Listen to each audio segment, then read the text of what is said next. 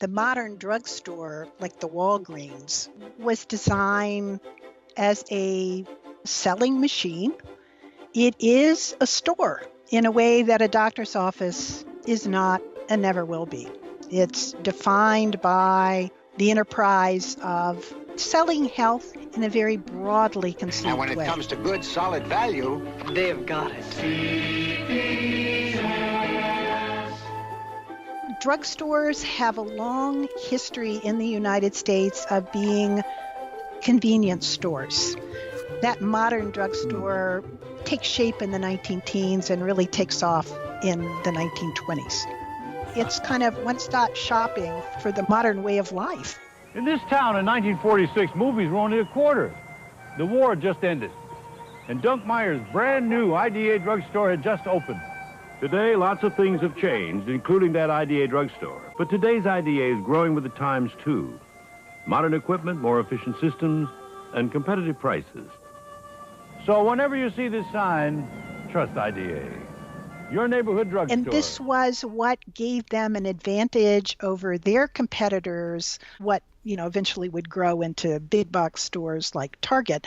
Drugstores specialized in drugs, in over-the-counter remedies, and also that all-important, in the back of the store, prescription counter. So at the same time, you have this competition to get patients to go to the doctor's office. You also have the drugstore offering cheap alternatives in the form of self-care. With all the changes in healthcare these days, it's nice to know there's a healthcare provider you can depend on. Your local Revco drugstore. Revco's here to help you. That's our promise. That's our pledge. Revco, a friend for life.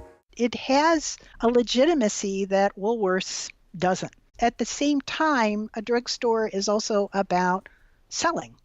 Prescription business is generally light. So the pharmacist, who is usually the owner, sells many other products to maintain a sufficient volume of business. So the premise is you're going to set it up in a way that on the way back to pick up the powerful drug, the drug that you can only get with your doctor's permission from the white-coated pharmacist, you're going to walk by all these other enticing aisles to get there, and you are going to add to the store's overall profit line, not so much by what you're picking up at the prescription counter.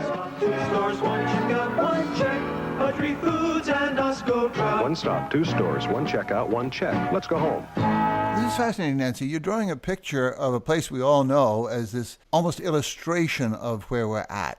The choices between public authority and personal choice, between a commercial enterprise and an important choice of health. Maybe the whole story is right there in that layout.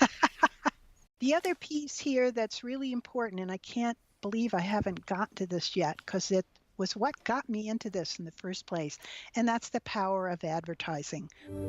Of course, we don't live anywhere near perfect, so there's Walgreens, with everything needed for the real world. That's life. This is Walgreens.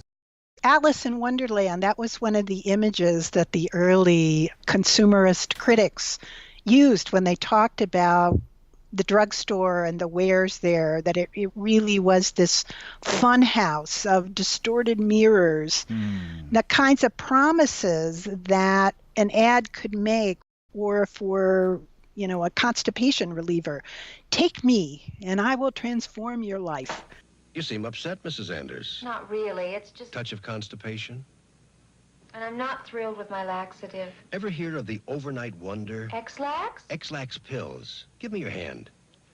Meet the Overnight Wonder. It's tiny. It's all you need. The Overnight Wonder. Until the 1980s, you could not advertise a doctor's services. The AMA made it unethical. Right. And they only gave that up because they were forced to by the Justice Department lawsuit, saying that is anti-competitive. You cannot say that. You are denying consumers information. That was the premise of, beating down that old restriction that a good doctor was a doctor who didn't advertise. I'm Dr. Zismore, and you can have beautiful skin. My skin's clear. No acne. Or blemishes. Thank you, Dr. Zismore. You asked about where the shopper mentality comes from. It originates in people having to listen to all this advertising and learn not to take it seriously. So you become kind of experienced in knowing that plop, plop, fizz, fizz is, well, that's an ad.